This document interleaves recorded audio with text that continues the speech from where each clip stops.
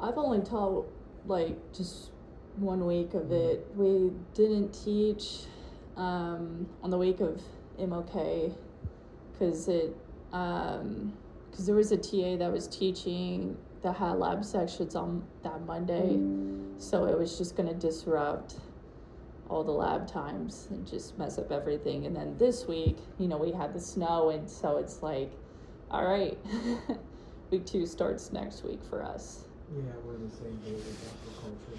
It's just so behind. Oh Yeah. well, what can you do? Yeah. So I wanted to ask, first I want to ask about the exam. Yeah. So, if I wanted to call you and ask you questions, like, I'm just concerned because if it's proctored, I don't want it to kick me out of the It's exam. not proctored. Okay, cool. Yeah, there's no time limit or anything like that. You just need to take it during that day, and so you've got the whole day to basically do it. Okay. If you need more time, I can do that too. Okay. Not too worried about that. Okay. I might, just in case. Usually I don't, but it doesn't give me as much anxiety. I have really bad testing anxiety, and disability services is aware, so I did send out my accommodations out to everyone.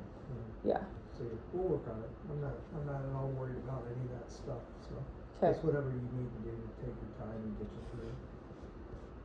Believe me, I know all about testing anxiety. I can tell you a couple stories that are pretty awful, so Yeah. not me, Yep. good times.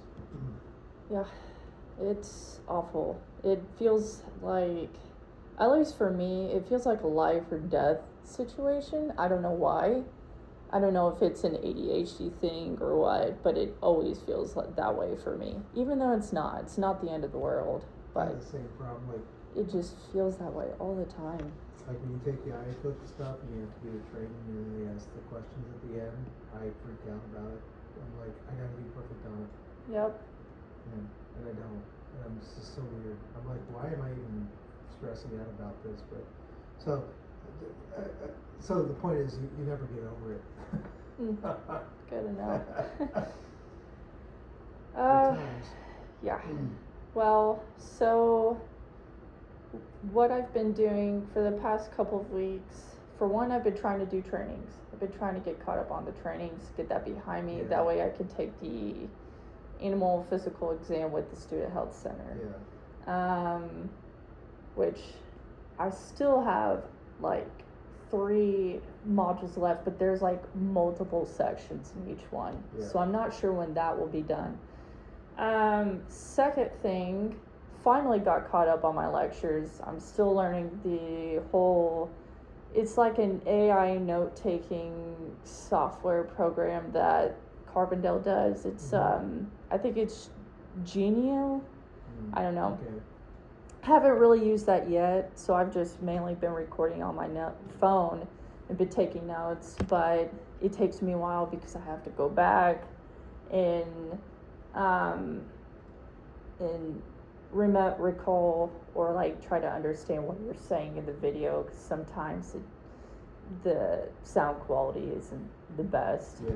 So mainly these past couple of weeks I've been trying to catch up, and I'm finally to the point where I can finally focus on my research. And I did read one that I do want to talk about. So back to the class thing, just real quick. I mean, yeah, there's a lot of transcribable stuff. I mean, you probably do that with your phone, where it's transcribing the stuff to basically. Does that help? Would that be helpful? If I don't know. I think I could probably toggle the computer and record that as well.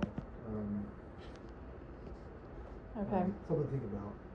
Yeah, I mean, I've just been taking like a normal recording, and it has been eating much of my yeah, your phone. Yeah. Mm-hmm. And so what I have started doing is just uploading it on YouTube, and I upload the transcriptions that way. Fantastic. And it seems to, it does seem to work, but I do have to go in and read it, make sure it's in sync with what you're saying in class, because sometimes it's not, and then I'm like, what is he saying? Yeah. Okay. Well, and yeah, if you ever need clarification, I'm always here to talk about it, so. Okay. Yeah, if I need help, just let me know. Cool. Yeah. So I want to talk about this paper that I read. Sure.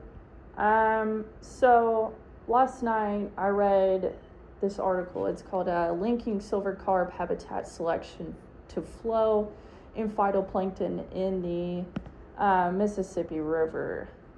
It was, let me look back on my notes.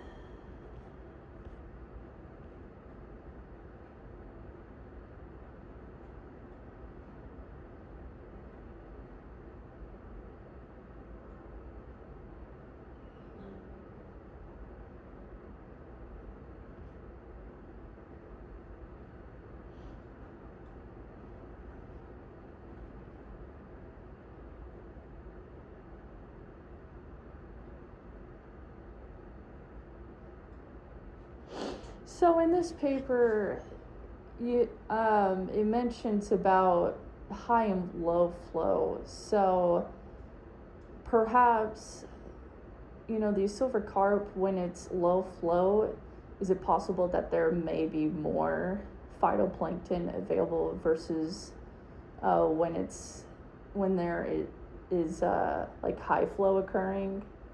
Okay, that is kind of what I was getting at from this paper. Yeah. So one thing you want to think about, if this is an interesting thing to you, is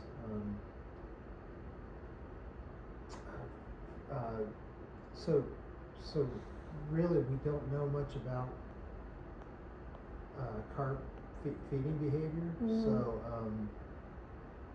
when you were rooting around in the gut of that carp in the lab, it's full of algae, right? Yep. When I'm looking at a paddlefish, they open their mouths up, they're ram feeding, so they're forcing food into their guts. Yeah. Carp, from what I've seen of them, they kind of gulp, do this sort of thing. And what's weird is that I don't know how they get that much algae into their guts based on how they feed. It seems to me like they really do need to be an area that's really gross and slimy. If it's not, I don't think they can be that efficient. So they have to be pretty good about tracking where the phytoplankton are. Yeah. So when you're thinking about this stuff, we have some field experience there, but there is some way to look at this even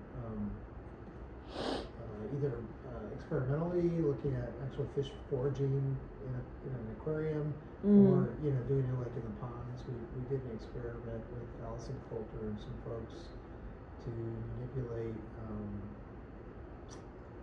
phytoplankton and looked at carp tracking it, that sort of thing. So there is some really cool stuff that could possibly be done to sort of test some of these questions that paper sort of bring up. So yeah, it says they're filter feeders with specialized gill rakers that form a sponge-like filtering apparatus, which is behind the operculum, isn't it? Right, you saw that Yeah. in the lab, right? Yep. You cut that thing open, you can see the branchial organ, which is like a spiral. So they're able to concentrate small particles, but how they get that into their mouths and really accumulate it so quickly, that's something that I'm not sure there's a lot of research that's been done on that. I'm not sure how that would relate to the stuff that you kind of wanted to do with backwater, Yellowbeard carp stuff, but something certainly you could explore if that's something you're interested in. Okay. Yeah. it's all kind of up in the air. For one, I have been looking at the ideas that I presented to you, and I've been thinking, I'm finally understanding what you mean by make your ideas broader. And so now, let me pull it up.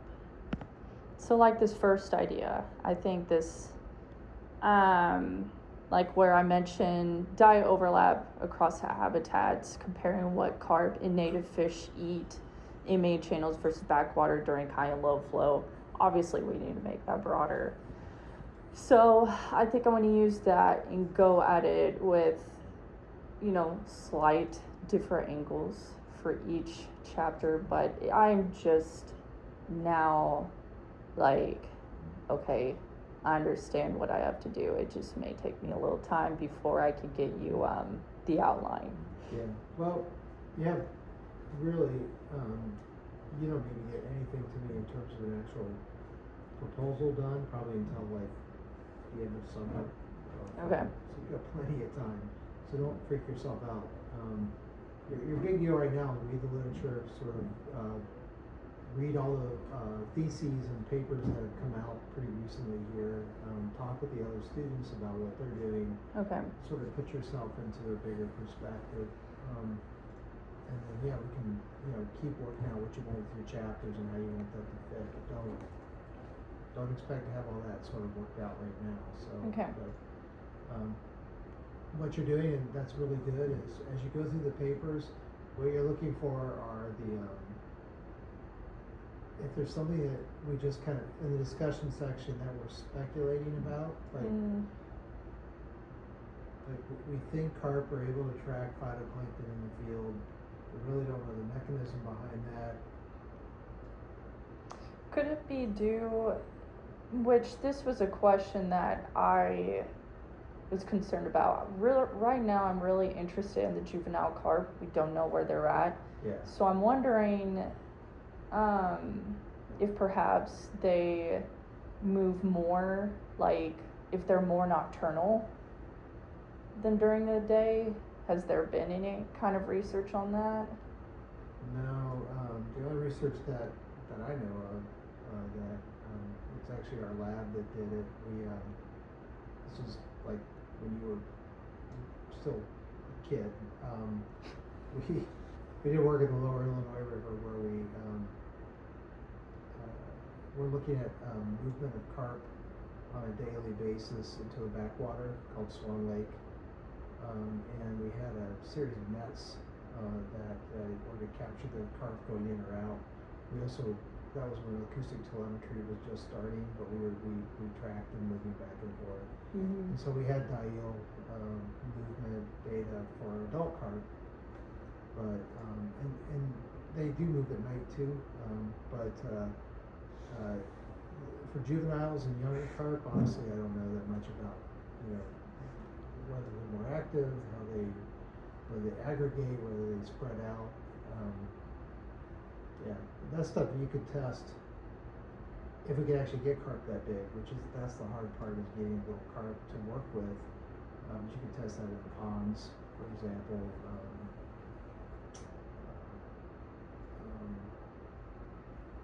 I tell everybody, don't count the ponds because they tend to eat people's research, but there is some possibility that you could maybe do some research there, or things to think about. But no, we don't really. The point is I go off my tangents. We don't know anything about their behavior at all. Zero.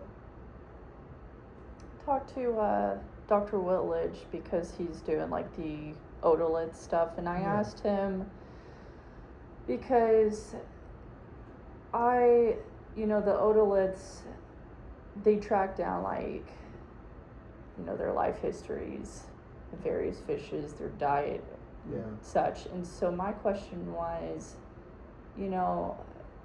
have you had like any successes in using that otolith stuff like in these Asian carp? And really, he told me they won't have the answers until about spring, but And I thought that was an interesting project to jump in on, make it potentially part of one of my chapters, but I don't know. Everything's up in the air right now. Yeah. So when you were talking with him about that, so clarify, talking about like looking at daily movement or where they go during, like, what size of cart, what were you asking about relative to I think I was asking more of in terms of daily movement, yeah. So, and he knows a lot more about it than I do, and we have the facilities to do this, where we can send that this out, but, so, backwaters, will have a different, signature of, oxygen than,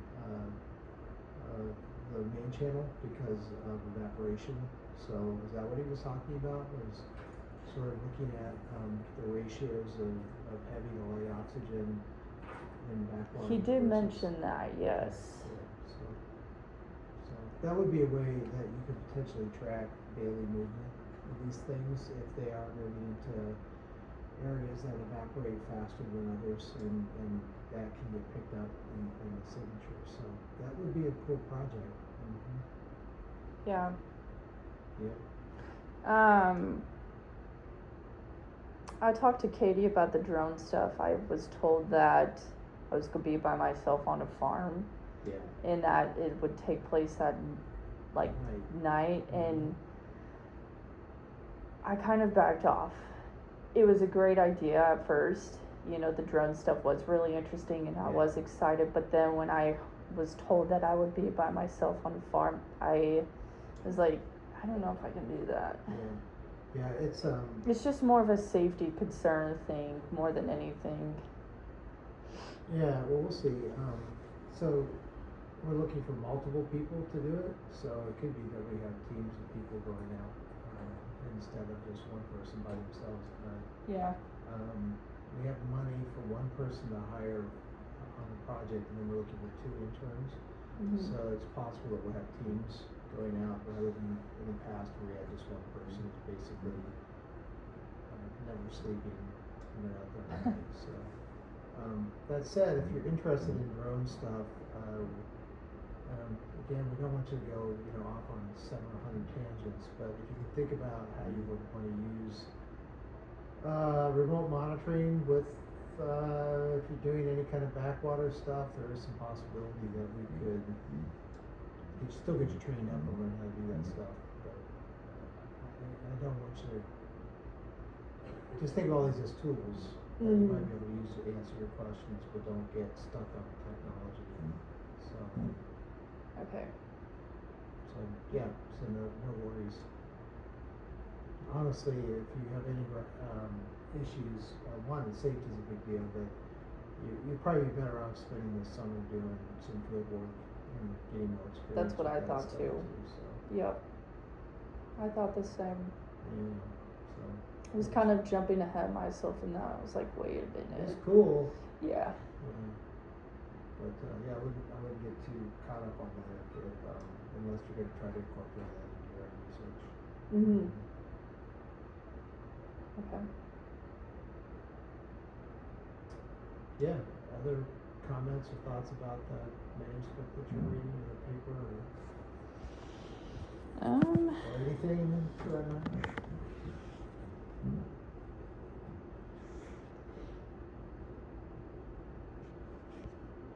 Let me see.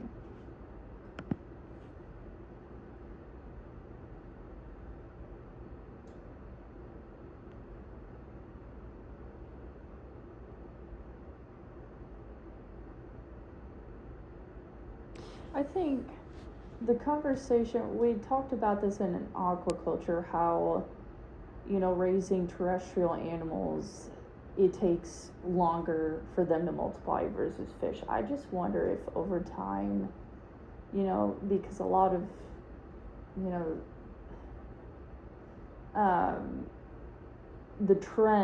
the modern trend now is getting healthier.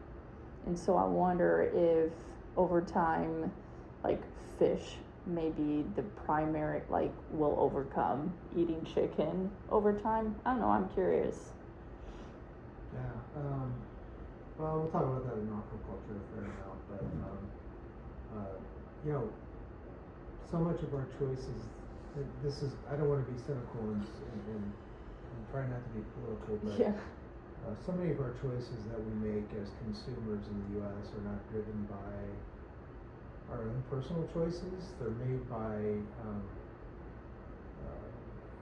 companies that are pushing these things on us. So there's a reason why you're eating more chicken, and it's part of it is cultural trends, but it's also the fact that marketing, like Chick-fil-A and things like that, really do affect consumer choices. So, Yeah. and for whatever reason, Cane's and Chick-fil-A, they're winning the marketing war right now, and so people are eating a lot more chicken than they used to. Yeah. And behind that, honestly, are companies like Tyson that are pulling the strings, both corporate but also in the government, to create these sorts of opportunities for themselves. So, I don't know, so beef, for example, the whole beef tallow thing, are you paying any attention to what's going on right now? I just with that? bought beef tallow yesterday, and I was like, "What is this?" Like, It's basically, it's beef fat. It's a yeah. lot. So, the reason why this is getting pushed is, not to be cynical, but it is the people that grow beef. They are pushing Congress to, and the executive to push that kind of stuff. So consumer choices are largely driven to a large extent by who wins in terms of lobbying, that sort of thing, and that affects our choices and what's out there. How things are placed in grocery stores is very much driven by battles occurring among companies over who gets the top shelf space because it sells more stuff, because most people are lazy to go to the grocery store. So that really is what affects a lot of consumer choice, sadly but true. And so the only way that for people to eat more fish is if there's a lobbyist behind it that really has a lot of power, that really wants to push aquaculture and that sort of thing. And as far as I know, there's nobody out there that has that kind of control or power right now. So now seafood, like wild caught seafood, or what people think is wild, that gets a lot more push. Yes. But Yeah.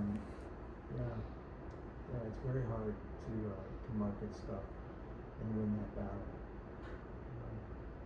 So we'll talk about that in a fair amount of detail in class, but that, and then the regulatory environment, it's just hard to regulate stuff in water, whereas if you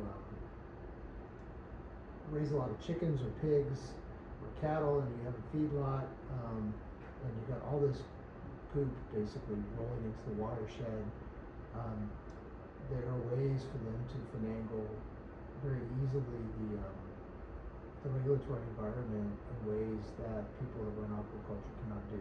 So that's another cynical view, but it's true. So that's the reason why feedlots and things like that are so polluting, because they're not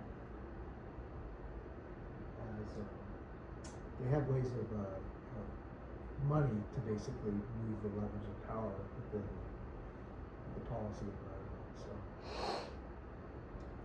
sad but true. Yeah. That's crazy. Isn't it? Yeah. Yeah. What has our world come to? Well, this isn't anything new. This stuff has been going on for, well, since the United States was a country. It's just life in capitalism. It is from an economic standpoint the most powerful marketer wins. It's just the way it is. Yeah. That said, well, up until just last year, we had a lot of immigration in the United States. That's actually pretty much ground to a halt. But there were a lot of folks from Asia that were moving here to the States, and they have fish that's part of their diet. So there is a lot more demand for that. However, with what's been going on with immigration right now, I don't know if it's it's really hard, and so that'll actually affect consumer demand for fish because have many people coming from Southeast Asia and China and places like that want to have more fish in their diet. So that'll actually affect aquaculture and fish even more in some ways. So it's sad but fascinating. So yeah. It just makes me wonder, why are we not harvesting more Asian carp? That's actually what we're trying to do. I mean, you can read the papers. There's the paper on Kopi that I wrote in fisheries, which there is an attempt to market Kopi. Carp is Kopi. The problem with that, again, it comes to you can slap a name on the fish, you can try to remarket it, but the problem with it is that if you don't have the enough power in terms of marketing, which is commercials and press, it's very hard to change consumer choice. So that's why you don't see as much of it out there. Chicago, several high-end restaurants tried putting Kopi on their menus, thinking that this would become a trend. Nobody was buying it. So it's an uphill battle. So unless there's somebody who has deep pockets that's willing to really push it, it's just, I don't know if it's going to be successful or not. So in other words, what will happen is that we as a government will have to continue to incentivize harvest through grants, contracts, and things like that. So Interesting. yeah, I can go on about this stuff. So I did read that, and this was actually quoted by you, silver carp make up about 65% of our lake streams.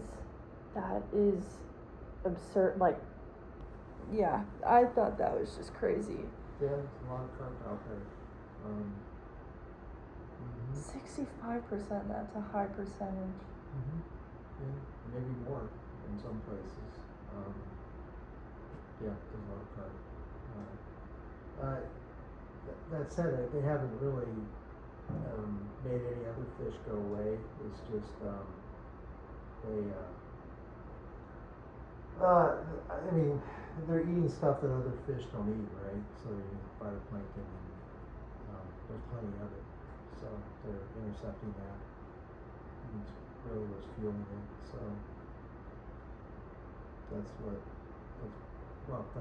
the theory. I don't know if we have definitive proof, but that is sort of what we're working on in this lab, is to show that land use, agriculture, urban runoff is what's actually fueling Asian carp. So, yep. Cool problem. Sad, but keeps us in business, so can't complain. Yeah. Is there a book that's required for aquaculture? Nope. Okay. So, alright. I don't need to worry about finding some book like come prelims for this course. Okay. Cool.